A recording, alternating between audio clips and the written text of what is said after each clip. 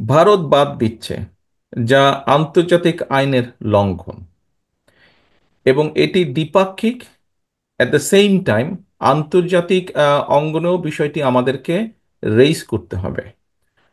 আপনার নিশ্চয়ই মনে আছে, গতবার যখন আমরা দেশনেত্রী খালেদা জিয়া দেশ পরিচালনার দায়িত্বে ছিলেন, তখন কিন্তু উনি এই ফারাক্কার বিষয়টি জাতিসংঘে রেইজ করেছিলেন। একইভাবে আমাদেরকে আন্তর্জাতিক অঙ্গনের আশ্রয় নিতে হবে, তাদের সহযোগিতা নিতে হবে। অ্যাট দ্য সেম টাইম আমাদেরকে অবশ্যই ভারতের সাথে নিজেদের ভিতরে আলোচনা করে এই সমস্যার সমাধানটি করতে হবে, যুক্তি তর্ক বাস্তবতার ভিন্নতায়, বাস্তবতার আঙ্গিকে। একই সাথে সেটা তো ডিপ্লোম্যাটিক ব্যাপার, আন্তর্জাতিক ব্যাপার, কতদিনে কি হবে আমরা জানি না, কিন্তু আমাদেরকে যে কোনো মূল্যে এই প্রক্রিয়াটা শুরু করতে হবে। এটা গেল একটি। দ্বিতীয়ত হচ্ছে, শহীদ জিয়ার সময় আপনার নিশ্চয়ই মনে আছে, খাল কাটা কর্মসূচি ছিল আমাদের। এই খালগুলোকে, এই খালগুলো ভরাট হয়ে গেছে, অনেক জায়গায় খালগুলো নিশ্চিহ্ন হয়ে গেছে, ওখানে যে কখনো খাল ছিল এটারই কোনো চিহ্ন নেই। একই জি। সাথে যে একই সাথে যেটা হয়েছে, বাংলাদেশের বহু নদী, বহু ছোটখাটো বড় নদী, মাঝারি নদী, ছোট নদী যেভাবে বলি, বিভিন্ন অংশ ভরাট হয়ে গিয়েছে। কিছু কিছু জায়গায় এই বিগত পলাতক স্বৈরাচারের সময় নদী খনন হতো, বাস এটা কেন হতো আপনিও জানেন, আমরা জানি, আমরা সবাই জানি, তাদের লোকজনকে পয়সা দেওয়ার জন্য হতো। প্রপারলি যেটা করা উচিত সেটা হতো না। আমাদেরকে এই দুটো, আমাদেরকে আমাদের নিজস্ব ব্যবস্থা নিতে হবে। আমরা আন্তর্জাতিক অঙ্গনে যেটা ডিপ্লোমেসি, যেটা আহ, পারস্পরিক ডিপ্লোমেসি, সেটার মধ্যে দিয়ে তো আমাদের কাজ করতে হবে, কিন্তু অ্যাট দ্য সেম টাইম আমাদেরকে আমাদের খালগুলোকে আবার রিভাইভ করতে হবে, খালগুলোকে কাটতে হবে, যাতে আমরা পানি, যখন বাড়তি পানি আসবে সেটাকে ধরে রাখতে পারি, শুকনো মৌসুমে যাতে সেটাকে কাজে লাগাতে পারি। নদীগুলোকে আমাদের কাটতে হবে, যাতে করে যখন বর্ষা সিজনে বেশি অতিরিক্ত পানি এসে সেই পানিগুলোকে যাতে আমরা নদীতে দিতে পারি। এবং খুলনা অঞ্চলে ওইদিকে আরেকটি সমস্যা আছে, যেহেতু নদীতে পানির প্রেশার কমে গিয়েছে, ফলে সমুদ্রের নোনা পানি কিন্তু আবার ভিতরে ঢুকে আসছে। কাজেই সেই জন্য নদীগুলোতে আমাদের পানি রাখার ব্যবস্থা করতে হবে, সো দ্যাট নদীর পানির প্রেশার যদি থাকে, নদীতে যদি বেশি পরিমাণ পানি থাকে, প্রেশার যদি বেশি থাকে নদীতে পানির, তখন কিন্তু নোনা পানিটা আবার ঢুকতে তখন কিছুটা হলেও বাধাগ্রস্ত হবে, বাধা পাবে। তো পুরো সামগ্রিক বিষয়টাকে এভাবে আমাদের চিন্তা করতে হবে। গ্রামের, সমাজের যেই ছাত্রটা মেধাবী, যেই ছাত্রীটা মেধাবী, তাদেরকে আমরা চেষ্টা করব এই প্রফেশনে নিয়ে আসার জন্য, প্রাইমারি স্কুলের টিচার হওয়ার জন্য। কারণ আপনি যখন একজন মেধাবীকে দিয়ে আরেকজন শিক্ষার্থীকে শিখাবেন, তখনই সেই শিক্ষার্থী ভালো শিক্ষাটা পাবে। নারীদের তৈরি হস্তশিল্প ও কুটির শিল্প বিপণনের যথাযথ ব্যবস্থা যদি করা যায়, তাহলে ক্ষুদ্র উদ্যোক্তারা খুবই উপকৃত হবে। এবং এই নারীদের তৈরি হস্তশিল্পদের নিয়ে যদি কোনো আহ, প্রদর্শনীর ব্যবস্থা করা যায় এবং ছোট ছোট মেলার ব্যবস্থা করা যায়, যদিও জেলা পর্যায়ে হয় মেলাগুলো, একদম তৃণমূল পর্যায়ের কথা বলছি, ইউনিয়ন ভিত্তিতে যদি আমরা এগুলো করতে পারি, আমার মনে হয় নারীরা অনেকটাই স্বনির্ভর হবে। এটাই হচ্ছে আমার প্রশ্ন, আমরা কি এটা করতে পারি? ধন্যবাদ সবাইকে। যে বোন আমাদেরকে প্রশ্নটা করেছেন, আমি যতটুকু বুঝেছি যে বাংলাদেশে আমাদের বিভিন্ন রকম অনেক জিনিস আছে, কারুশিল্পের বলেন বা বিভিন্ন প্রোডাক্ট আছে, যেগুলা আমাদের মা বোনেরা যেগুলো তৈরি করে থাকেন। দেখুন, আপনি নিজেই বলেছেন জেলা পর্যায়ে আছে। জেলা পর্যায়ের এই জিনিসটাকে, এই যে অনুষ্ঠানটি হয়, মেলাটি হয়, হ্যাঁ অবশ্যই এই জিনিসটা যাতে আরো সুন্দরভাবে করা সম্ভব হয়, আরো অর্গানাইজ ওয়েতে করা সম্ভব হয়, আরো বেশি সংখ্যক এই ধরনের মা বোনেরা যারা আছে এই ধরনের কাজের সাথে যুক্ত, তাদেরকে যাতে আরো বেশি সংখ্যক পার্টিসিপেট করানো যায়, সেটির উদ্যোগ আমাদের গ্রহণ করতে হবে। এখানে নিশ্চয়ই আপনার জানা আছে, ধারণা আছে যে বাংলাদেশে কয়েকটি প্রতিষ্ঠান আছে, কয়েকটি এনজিও প্রতিষ্ঠান আছে, যেমন আড়ং একটি বেশ অনেক পুরনো, এবং তারা এই ধরনের কাজগুলো করে থাকে। আমরা যেটা করতে পারি সেটা হচ্ছে যে এই ধরনের যে প্রতিষ্ঠানগুলো আছে, যে এনজিওগুলো আছে, যারা এই প্রোডাক্টগুলোকে নিয়ে আসে, ডিসপ্লে করে এবং এই প্রোডাক্টগুলোকে বিক্রি করার জন্য সহযোগিতা করে, এদেরকে আমরা আরো বেশি সংখ্যক সরকারের পক্ষ থেকে সহযোগিতা করতে পারি। আমরা পলিসিটাকে একটু ঢেলে সাজাতে পারি, এই প্রতিষ্ঠানগুলোকে সহযোগিতা করতে পারি। সরাসরি সরকারের পক্ষে তো আর ওভাবে করা সম্ভব না, কিন্তু যারা করে তাদেরকে সরকার সহযোগিতা করতে পারে। এবং নিশ্চয়ই এখনো প্রচলিত আছে আমাদের দেশে একটি শীতকাল আসলে মেলার প্রচলন ছিল। থানা পর্যায়ে হোক, গ্রামীণ সবকিছু নিয়ে, দেশীয় সবকিছু, শিল্প, খাবার, বিভিন্ন রকম প্রোডাক্ট নিয়ে মেলা হতো। আমরা উদ্যোগ গ্রহণ করতে পারি যাতে এই মেলাগুলো প্রতি বছর করা সম্ভব হয়। এবং এর মধ্যে আমি কয়েকটি জায়গায় বলেছি, আরেকটি বিষয় এখানে উল্লেখ করার মতন আছে, সেটি হচ্ছে যে বাংলাদেশের প্রতিটি জেলাতেই বিভিন্ন রকম কিছু কিছু বিষয় আছে, ঐতিহ্য আছে। এই বিষয়গুলোকে আমরা আস্তে আস্তে আস্তে আস্তে সহযোগিতা করতে পারি সরকারের পক্ষ থেকে। এই বিষয়গুলো শুধু দেশের সামনে না, একই সাথে এই বিষয়গুলোকে আমরা সহায়তা করে পৃথিবীর মানুষের সামনে আমরা উপস্থাপন করতে পারি। এটিতে যেমন একটি দেশের পরিচিতি বৃদ্ধি পাবে, একই সাথে এই শিল্পগুলোর সাথে যেই মানুষগুলো আছে কিছু হলেও তাদের আয় রুজি কিছুটা হলেও বৃদ্ধি পাবে। এইভাবে আমরা পুরো বিষয়টাকে দেখতে পারি। ধন্যবাদ। বিসমিল্লাহির রহমানির রহিম। আজকের এই কর্মশালায় উপস্থিত কুষ্টিয়া, চুয়াডাঙ্গা, মেহেরপুর এবং মাগুরা জেলা থেকে আগত বিএনপি সহ এবং সকল অঙ্গ সহযোগী সংগঠনের নেতৃবৃন্দ এবং মঞ্চে উপস্থিত নেতৃবৃন্দ এবং উপস্থিত প্রশিক্ষকবৃন্দ, আসসালামু আলাইকুম। প্রিয় সহকর্মীবৃন্দ, আজকে আমরা এখানে আহ, সারাদিন আলোচনা করেছি। আপনারা সারাদিন আলোচনা করেছেন, সময় ব্যয় করেছেন, কষ্ট করেছেন। কিসের জন্য? এই 31 দফা নিয়ে, 31 দফার যে কর্মশালা, আমরা দলের পক্ষ থেকে 2 বছর আগে আমরা এই 31 দফা দেশের মানুষের সামনে উপস্থাপন করেছি। এই 31 দফা নিয়ে আপনারা আজকে জেলা পর্যায়ে আলোচনা করলেন। এখন আমার সংক্ষিপ্ত বক্তব্য, আমি চেষ্টা করব সংক্ষেপে বক্তব্য রাখার জন্য, কারণ সারাদিন আপনারা এখানে আছেন, স্বাভাবিক ক্লান্ত হয়ে গিয়েছেন। তবে তার আগে কয়েকটি বিষয় বোধহয় একটু আমি বুঝে নিলে আমার জন্য ভালো হয়। এখানে আহ, কাজী আবুল হাসনাত আছেন, সভাপতি, দর্শন থানা, বিএনপি, চুয়াডাঙ্গা। চুয়াডাঙ্গার কাজী আবুল হাসনাত, আপনি যদি থাকেন তাহলে মাইক, দয়া করে মাইক যার হাতে, ভাই তুমি একটু যাও ওনার কাছে। কাজী আবুল হাসনাত, সভাপতি, দর্শন থানা, বিএনপি। কোথায় গেল? নেই? আচ্ছা, আসসালামু ঠিক আছে, আলাইকুম। বুঝলাম। কই, হ্যাঁ, আচ্ছা, হাসনাত সাহেব, আপনি আমাকে একটু বলুন তো, আপনি আজকে এখানে কেন এসেছেন?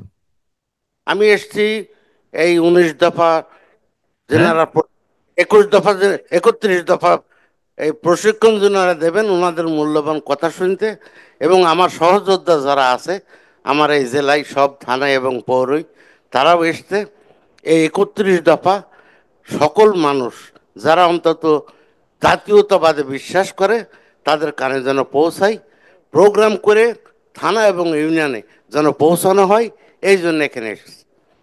এই জন্য এখানে এসেছেন? এই জন্য এখানে এসেছি। এবং অর্থাৎ দফার যে দফাগুলো আছে, বিশেষ করে সংবিধান সংস্কার, নির্বাচন সংস্কার, প্রশাসন সংস্কার, এগুলো খুবই গুরুত্বপূর্ণ। ওই কুষ্টিয়ার সভাপতির কথাই চলে যাচ্ছি না আমি, বর্তমানে যারা ঘোষণাপত্র নিয়ে নাম কাটতে চাচ্ছে, জি, না, না, সবই উনি শেষ করুন। দফার মধ্যে আছে আচ্ছা, ইনশাল্লাহ। 21 না 31, আপনি 21 বলছেন, হ্যাঁ, তো 31। একটু গড়বড় হয়ে যাচ্ছে আপনার সামনে তো। কোয়েশ্চেন। কোনো আর আমি অসুবিধা আচ্ছা, এখন বলতে দেন, নভেম্বর থেকেই চেয়ারম্যান সাহেবকে বলতে দেন। জিয়াউর রহমানের সাথে আছি অদ্যাবধি, নেই। ইনশাল্লাহ কোন ওই ঠিক আছে, হাসনাত সাহেব বসেন। আচ্ছা, আপনি আও- কেন এসেছেন আপনি সংক্ষেপে আপনার বক্তব্য থেকে বুঝলাম। আচ্ছা, এবার তাহলে একটু আহ, মাগুরা জেলা থেকে, মাগুরা জেলা থেকে শাহেদ হোসেন টগর, সাধারণ সম্পাদক, আইনজীবী সমিতি। টগর আছেন?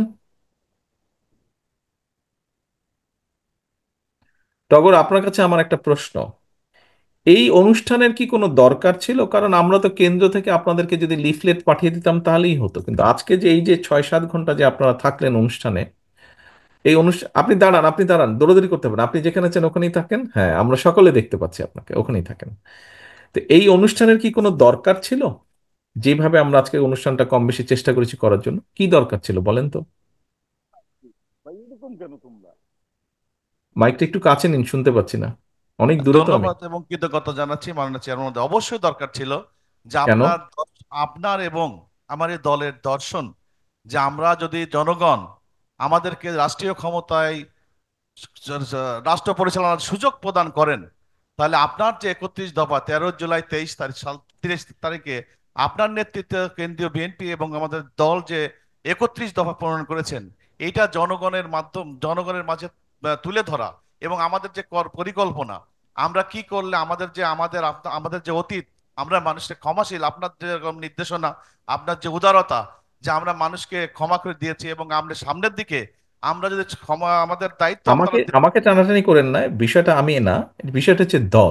আমরা, হ্যাঁ দল, আমার দল যদি আসে, আমরা জনগণের জন্য যে 31 দফা, যেখানে নাই এমন কোনো বিষয় নাই, এইটা আমরা তৃণমূল পর্যায় থেকে জেলা পর্যায় পর্যন্ত আমরা যারা আছি, যেরকম স্বাস্থ্য খাতে স্বাস্থ্য, যেরকম যে শিক্ষকরা ডক্টররা আছেন, যে আমরা ফ্যামিলি স্বাস্থ্য কার্ড করব।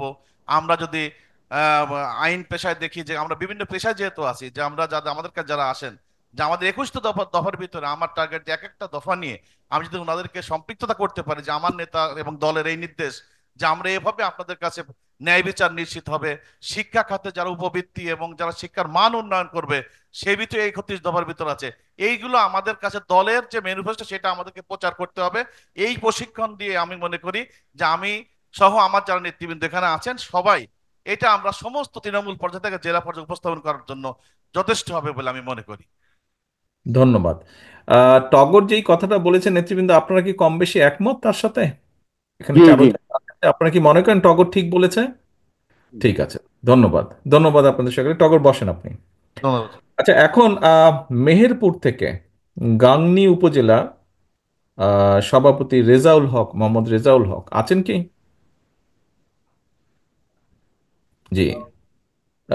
জি, হক সাহেব, আপনি আমাকে একটু বলেন, আপনার কাছ থেকে আমি জানতে চাই, আহ, এই যে যদিও হয়তো টগর তার কথায় কিছুটা বলেছে, তারপরে আপনি একটু বলুন, এই যে আজকে যা, এই যে ঢাকা থেকে যে প্রশিক্ষক বৃন্দ এসছেন, ওনারা যেটা এক্সপ্লেন করলেন, বিভিন্ন জন বিভিন্ন প্রশ্ন করেছে, তাদের কাছে তারা উত্তর দিয়েছেন, এই যে সবকিছু যা জানলেন, দেখলেন, শিখলেন, আহ, এটা দিয়ে এখন আপনারা যারা বিভিন্ন উপজেলা বলেন, পৌরসভা থেকে বলেন, বিভিন্ন পর্যায়ের নেতৃবৃন্দ আজকে এখানে এই যে এতটা সময় থাকলেন, এখন পরবর্তী স্টেপ কি, কি করবেন? এই যে যা জেনে গেলেন আপনি, যা শিখে গেলেন, এটা এখন কি করবেন আপনারা?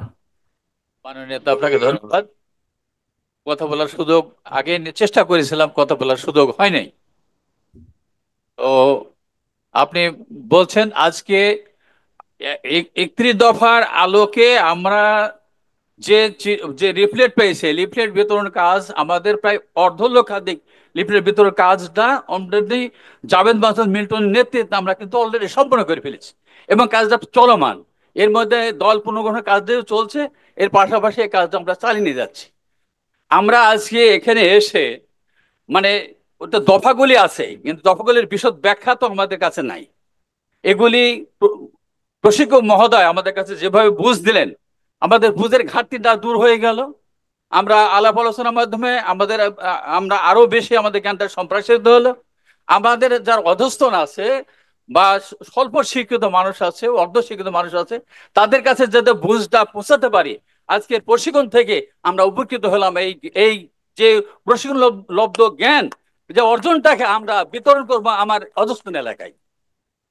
আচ্ছা, তাহলে এই কাজগুলো করবেন। তাহলে উপস্থিত সকল নেতৃবৃন্দ, আমরা মাত্র যেই কথাগুলো শুনলাম হক সাহেবের কাছে, যেই কথাগুলো আমরা শুনলাম, আপনারা কি মনে করেন এই কাজগুলো আপনাদের পক্ষে করা সম্ভব এবং এই কাজগুলো করা প্রয়োজন? সকলে, তাহলে তাহলে হক সাহেব যেটি করতে চাইছেন বা উনি যেটা বলছেন করা প্রয়োজন, আপনারা কি করবেন আমরা ধরে নিতে পারি কেন্দ্র থেকে? আচ্ছা, ধন্যবাদ। ধন্যবাদ। জি হক সাহেব, বসুন আপনি দয়া করে। ওয়াহিদ মাইকটা নিয়ে আসো, হ্যাঁ। ধন্যবাদ হক সাহেব। এবার আমি একটু আবার মাগুরাতে যাব। মাগুরাতে আছেন আহ, সাবিনা ইয়াসমিন মেরি, যুগ্ম সাধারণ সম্পাদক, মহিলা দল।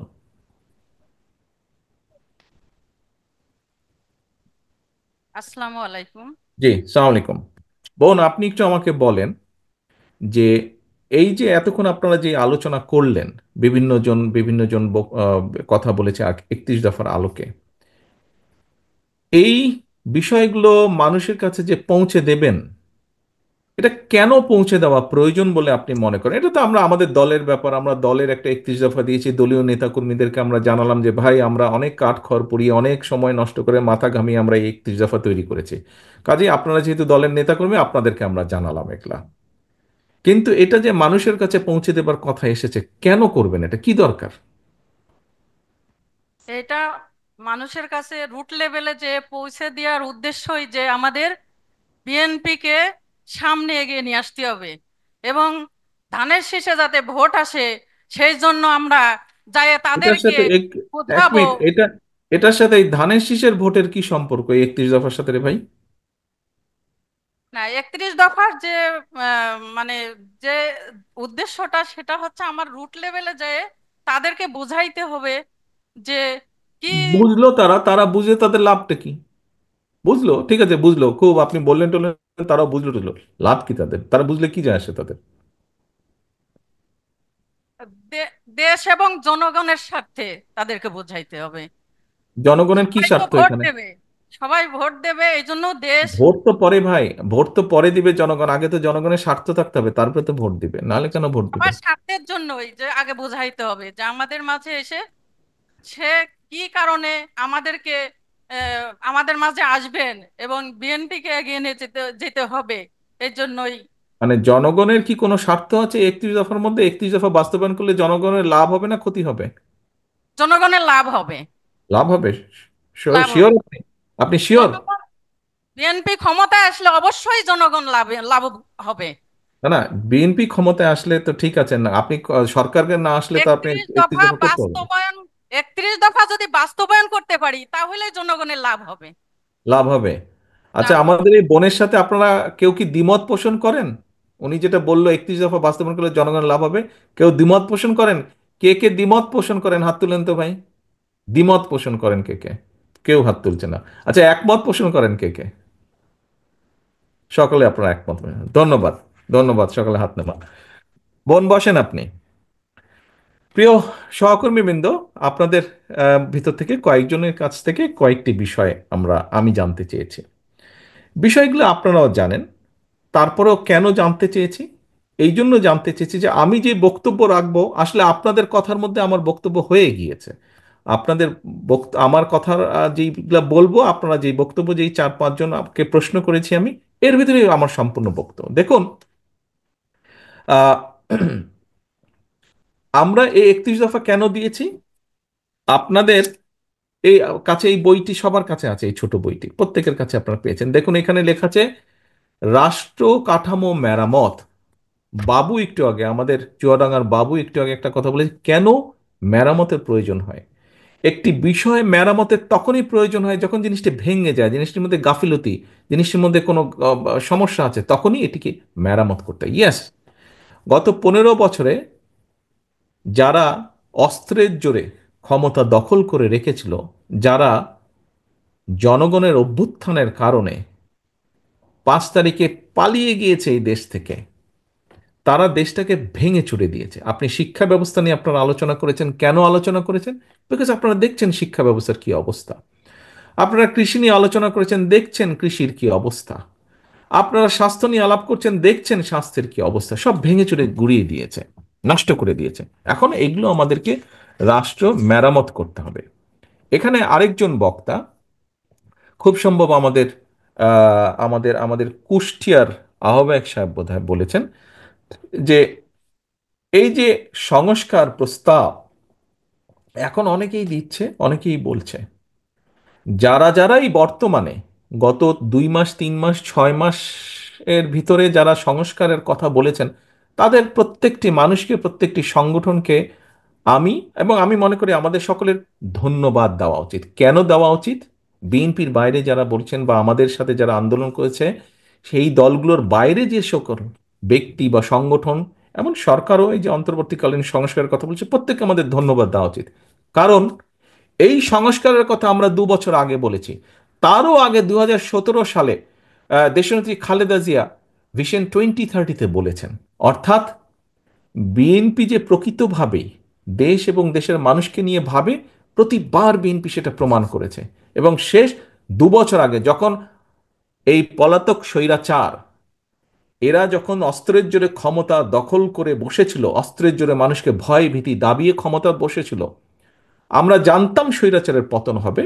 হয়তো একদম 5 তারিখ না 6 তারিখ বা 4 তারিখ, হয়তো একদম একিউরেট ডেট আমরা জানতাম না, কিন্তু জানতাম স্বৈরাচারের পতন হবে। সেই বিশ্বাস থেকে আমরা দেশের সামনে, দেশের মানুষের সামনে আমরা এই 31 দফা উপস্থাপন করেছি। কারণ দেশ পুনর্গঠন করতে হবে। স্বৈরাচার যেভাবে ধ্বংস করে দিয়েছিল দেশকে, সেই রাষ্ট্রকে মেরামত করতে হবে।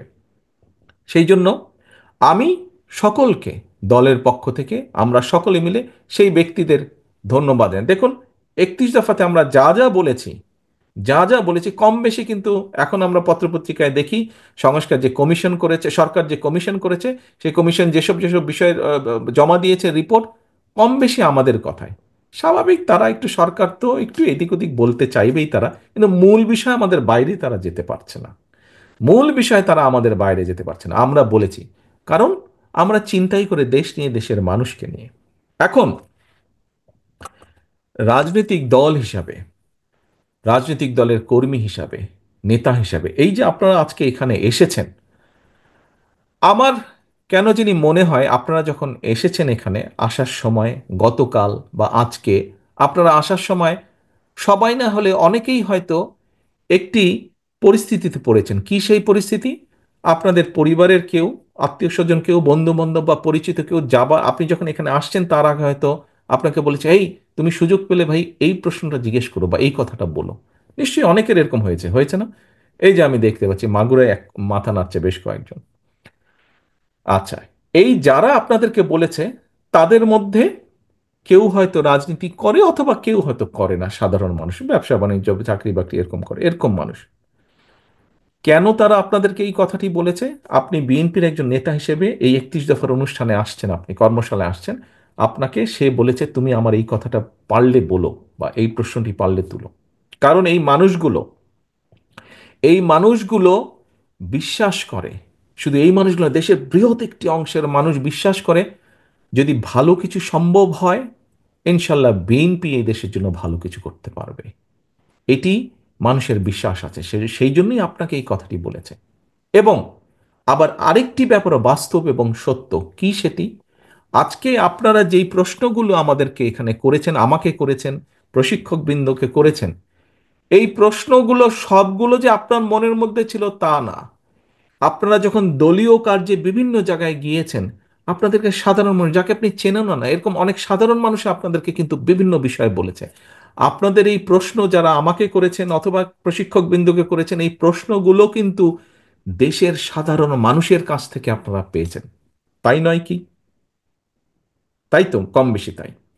তার মানে আপনাদের এই জিজ্ঞাসাগুলো আজকে জনগণের জিজ্ঞাসা। এখন প্রিয় সহকর্মী বৃন্দ, দেখুন, আমরা অনেক ভালো ভালো কথা আলোচনা করেছি। সমাজের জ্ঞানীগুণী ব্যক্তিবর্গ, সুশীল সমাজের ব্যক্তিবর্গ, সরকারের উপদেষ্টা, সরকারের প্রধান উপদেষ্টা সহ সবাই রেডিও টিভি খুললেই অনেক সুন্দর সুন্দর ভালো ভালো কথা আমরা শুনছি। আমি একটা কথা সোজা সাপটা বুঝি, আপনি জনগণকে সুন্দর বলবেন এই করব, দ্বিকক্ষ বিশিষ্ট সংসদ করব, একজন ব্যক্তি 2বারের বেশি প্রধানমন্ত্রী হতে পারবে না, আমরা জবাবদিহিতা নিশ্চিত করব, আমরা প্রশাসনের সংস্কার করে ফেলবো, সংস্কার জনগণের, প্রশাসন সংস্কারের, প্রশাসন সরকার জনগণের কাছে জবাবদিহি করতে বাধ্য হবে। এরকম ভালো ভালো কথা শুনবে সবাই, জনগণ শুনবে। আপনি বলবেন বড় বড় গোল টেবিল হবে, বড় বড় দামি দামি জায়গায় গোল টেবিল হবে, সব এগুলো হবে।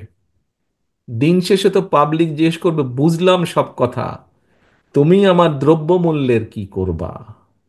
দিন শেষে পাবলিক আপনাকে জিজ্ঞেস করবে, ভোট তো চাইবা, কিন্তু ভোট পাবার পরে তুমি আমার শিক্ষা ব্যবস্থা কি করবা, স্বাস্থ্যের কি করবা?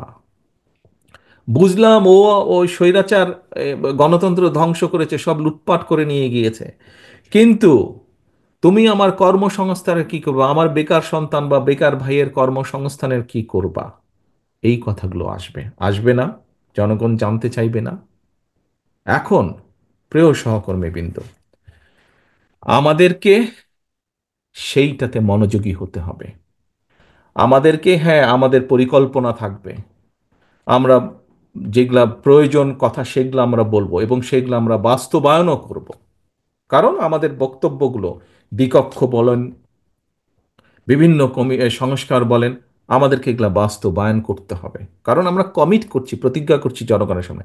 কিন্তু একই সাথে জনগণের যে চাহিদাগুলো, জনগণের যে আশা, জনগণের যে প্রত্যাশা, জনগণের যে চাওয়া, এইগুলো আমাদেরকে অ্যাড্রেস করতে হবে। যে কোনো মূল্যে এই সমস্যার সমাধানগুলো করতে হবে।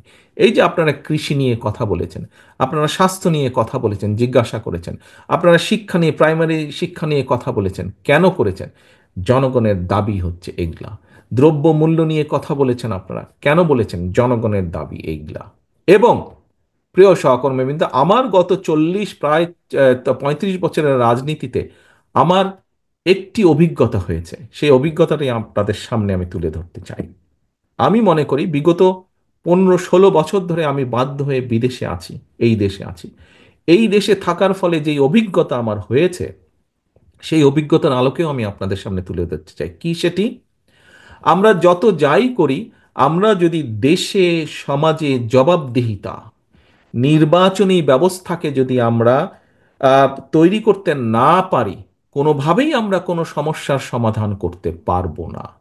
সেটি জাতীয় পর্যায়ের নির্বাচন হোক, সেটি লোকাল পর্যায়ে নির্বাচন হোক, সেটি কোনো প্রতিষ্ঠানের যেখানে যেখানে নির্বাচনের বিধান আছে, আমরা যদি নির্বাচনী ব্যবস্থা সামগ্রিকভাবে সমগ্র বাংলাদেশে গড়ে তুলতে না পারি, অর্থাৎ একটি নির্দিষ্ট সময় পরে পরে যত ঝড় তুফান বন্যা বৃষ্টি যাই হোক না কেন, নির্বাচন হতেই হবে।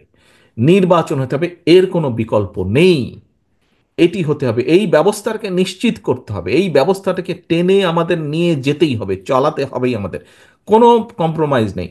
নির্বাচন হতে হবে, যেখানে জনগণ ভোটার, সেখানে জনগণকে নির্দ্বিধা নির্বিঘ্নে শান্তিপূর্ণভাবে ভোটের ব্যবস্থা থাকতে হবে। আপনাদেরকে একটি ছোট্ট ঘটনা দিয়ে আমি আরো পরিষ্কারভাবে বোঝানোর চেষ্টা করি। এই 4-5 দিন আগের ঘটনা। আমি বসে, ম্যাডাম সহ, আমরা পরিবারের সহ বসে টেলিভিশনে বাংলাদেশের খবর দেখছিলাম। হঠাৎ করে একটি চ্যানেলে একটি খবর দেখলাম যমুনা টিভিতে। যে যমুনা টিভি ঢাকা দক্ষিণের 39 নম্বর ওয়ার্ডের একটি খবর দেখাচ্ছে যে সেখানে বাসিন্দারা আটকে গেছে বহুদিন যাবৎ পানিতে আটকে গেছে, চলাচল করতে পারে না, পানি বন্ধ হয়ে গেছে, অনেকে ঘরে ঢুকতে পারে না, বিভিন্ন সমস্যা। জায়গায় যদি পানি জমে যায়, বেশ একটা জায়গায়, এলাকার মানুষের। তো দক্ষিণে যেহেতু আমাদের ইশরাক মেয়র প্রার্থী ছিল, তখন বাংলাদেশ সময় প্রায় 3:30, রাত 3:30টার মতন বাজে। আমি তার মধ্যে ইশরাককে ফোন দিলাম, কারণ সকালবেলা যদি আমি আবার ভুলে যাই, ইশরাককে আমি ফোন দিলাম। আমি বললাম যে, ইশরাক, এরকম একটা নিউজ দেখলাম, তো তুমি কালকে একটু যাও, যে বিষয়টা দেখে দেখো কি করা যায়, সমস্যার সমাধান করা যায়। ইশরাক পরের দিন গিয়েছে। এখন সহকর্মীবৃন্দ, এই ঘটনাটি বলার একটি লক্ষ্য বা উদ্দেশ্য আছে।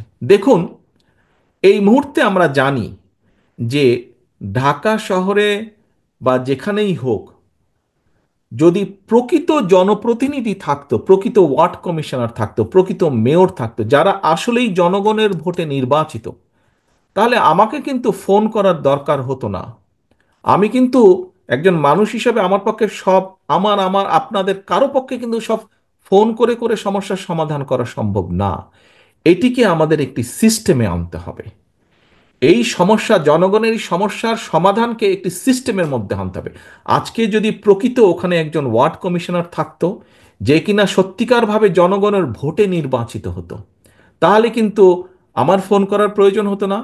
তাহলে ওই সংবাদ মাধ্যমের ওইটা সমস্যা দেখানোর প্রয়োজন হতো না হয়তো। তাহলে ইশরাককে রাত্রে জাগানোর দরকার হতো না, ইশরাককে যাওয়ার দরকার হতো। ওই ওয়ার্ড কমিশনার নিজের গরজেই সমস্যার সমাধান করত। সেটি ওয়াসার হোক, সেটি সিটি কর্পোরেশনের সমস্যা, সে দৌড়াদৌড়ি করে নিজেই সেই সমস্যার সমাধান করত। প্রিয় সহকর্মীবৃন্দ, আমরা যতই সংস্কারের কথা বলি, আমরা যাই বলি না কেন, সমস্যার সমাধান করতে হবে তাদেরকে দিয়ে যাদের জবাবদিহিতা থাকবে জনগণের কাছে। এবং এই জবাবদিহিতা যদি আমরা গড়ে তুলতে পারি, একদিনে হবে না, বাস্তবতা বুঝতে হবে, বাট পর্যায়ক্রমিকভাবে 2 বছর, 5 বছর, 10 বছর, 15 বছর, 20 বছর, 30 বছর, 50 বছরে ধীরে ধীরে আমরা আমাদের জনগণের বা দেশের অনেক সমস্যার সমাধান আলোচনা করে সমাধান করতে পারবো, এবং তখন একটি প্রসেসই তৈরি হবে যে যেখানে সমস্যা হবে অটোমেটিক সিস্টেমের কারণে, প্রসেসের কারণে সেই সমস্যার সমাধান হবে। প্রিয় সহকর্মীবৃন্দ, আজকে আপনাদের সামনে আমার বলার কথা বলার লক্ষ্য বা উদ্দেশ্যই হচ্ছে, দেখুন আমাদের বহু নেতাকর্মী বিগত 15 বছরে গুম, খুন, হত্যার শিকার হয়েছে। আমার ধারণা এখানে আপনারা আজকে প্রায় 2,500-এর মতো নেতাকর্মী কম বেশি উপস্থিত আছেন, 4টা ইউনিট মিলে, 4টি জেলা মিলে। প্রায় প্রত্যেকটি মানুষ মিথ্যে মামলা বা গায়েবী মামলার শিকার হয়েছেন আপনারা। এখন এই যে মিথ্যে মামলা, গায়েবী মামলার আপনারা শিকার হয়েছেন, কেন হয়েছেন? অত্যাচার, নির্যাতিত হয়েছেন, ব্যবসা বাণিজ্য ধ্বংস করে দিয়েছে সেই স্বৈরাচার আপনাদের। কেন? আমরা প্রতিবার একটি কথা বলেছি, মানুষের রাজনৈতিক অধিকার আমাদেরকে প্রতিষ্ঠিত করতে হবে, মানুষের বাক স্বাধীনতা আমাদেরকে প্রতিষ্ঠিত করতে হবে। রাজনৈতিক অধিকার যদি আমরা প্রতিষ্ঠিত করতে পারি, তাহলেই জনগণের কথা বলা যাবে, জনগণের সমস্যার সমাধান করা যাবে, অ্যাড্রেস করা যাবে সমস্যাটাকে। দেশের সমস্যার সমাধান পর্যায়ে ধীরে ধীরে আমরা করতে পারবো। সমস্যা শেষ হয়ে যাবে, দুনিয়া যতদিন থাকবে, দেশ থাকবে, টুকটাক সমস্যা থাকবে, কিন্তু সমস্যা তৈরি হলে সেটিকে আমরা সমাধান, কিন্তু সমাধানের দায়িত্ব থাকতে হবে প্রকৃত দায়িত্বশীল ব্যক্তির হাতে, এবং সেই দায়িত্বশীল ব্যক্তি তৈরি করা সম্ভব, সেই দায়িত্বশীল ব্যক্তিকে দায়িত্ব দেওয়া সম্ভব, সেই দায়িত্বশীল ব্যক্তির কাছে প্রত্যাশা করা সম্ভব, সেই ব্যক্তিকে যদি জনগণ জনগণের ইচ্ছা এবং পছন্দ অনুযায়ী বাছাই করে নিতে পারে, সেই ব্যক্তি যদি জনগণের কাছে বাধ্য থাকে জবাবদিহি করতে, সেই ব্যক্তিগুলোকে যদি আমরা তৈরি করে আনতে পারি, দাঁড় করাতে পারি, তাহলেই একমাত্র আমাদের পক্ষে সম্ভব সমস্যাগুলো ধীরে ধীরে কমানো। প্রিয় সহকর্মীবৃন্দ, আমরা একটি নির্বাচন প্রত্যাশা করছি, যেই নির্বাচনে জনগণ সিদ্ধান্ত নেবে কে জনগণের দেখভাল করবে। আসুন, আজকে আপনারা 31 দফা নিয়ে এখানে আলোচনা করেছেন, আমরা 31 দফা, 31 দফা কেন? 31 দফা জনগণের জন্য, 31 দফা দেশের জন্য। আমি গতকাল বলেছিলাম আমার বক্তব্যে, এই একই অনুষ্ঠান ছিল খুলনা বিভাগেরই আরও 3টি জেলায়। গতকাল আমি বলেছিলাম, আপনারা আজকে যেখানে যারা এখানে উপস্থিত হয়েছেন, আপনারা কিন্তু প্রত্যেকে বিএনপির নেতা হিসাবে উপস্থিত হয়েছেন, সেটি বিএনপি হোক, যুবদল, ছাত্রদল, স্বেচ্ছাসেবক, যেটাই হন না কেন, অর্থাৎ বাংলাদেশ জাতীয়তাবাদী দল মূল এবং বাংলাদেশ জাতীয়তাবাদী দলের যেগুলো অঙ্গ বা সহযোগী সংগঠন আছে, তাদের থানা পর্যায়ে হোক, উপজেলা পর্যায়ে, পৌর পর্যায়ে, জেলা পর্যায়ে নেতৃবৃন্দ আপনারা আজকে উপস্থিত হয়েছেন। অর্থাৎ প্রত্যেকে, all of you are a leader. নেতা হিসাবে আপনার দায়িত্ব আছে, যেমন ঠিক একইভাবে বিএনপি বাংলাদেশের সবচেয়ে বড় রাজনৈতিক দল। আমাদের সাথে অন্য অন্য যে সকল রাজনৈতিক দল আছেন যারা আন্দোলন করেছেন, তারাও বলেন যে বড় দল হিসেবে বিএনপিকে দায়িত্ব পালন করতে হবে, আপনাকে নেতৃত্ব দিতে হবে, আপনাদেরকে নেতৃত্ব দিতে হবে।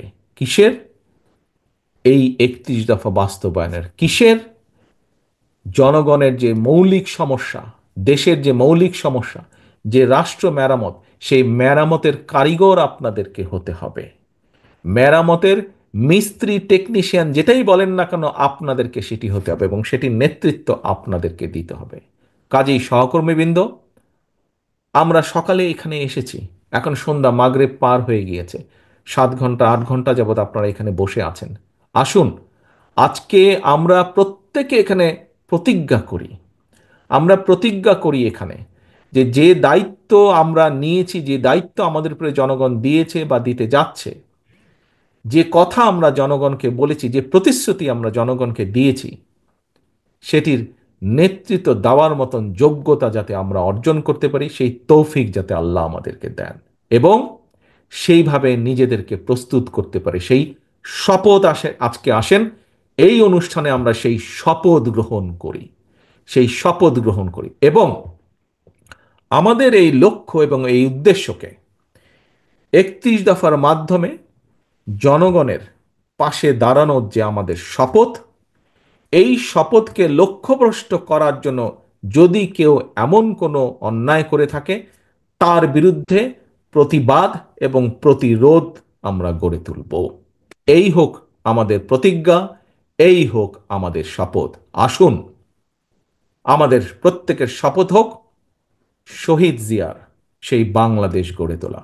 আমাদের প্রত্যেকের প্রতিজ্ঞা হোক দেশনেত্রী খালেদা জিয়ার সেই প্রত্যাশিত বাংলাদেশ, যে বাংলাদেশের আশা আকাঙ্ক্ষা বাংলাদেশের 20 কোটি জনগণ দেখে, সেই বাংলাদেশকে আসুন আমরা গড়ে তোলার জন্য তৈরি হই, রেডি হই। সেই বাংলাদেশকে গড়ে তোলার জন্য আমরা নিজেদেরকে প্রস্তুত করি। সকলে ইনশাল্লাহ ভালো থাকবেন, সকলে ইনশাল্লাহ সুস্থ থাকবেন। আল্লাহ হাফেজ। বাংলাদেশ জিন্দাবাদ, বাংলাদেশ জাতীয়তাবাদী দল জিন্দাবাদ। আসসালামু আলাইকুম।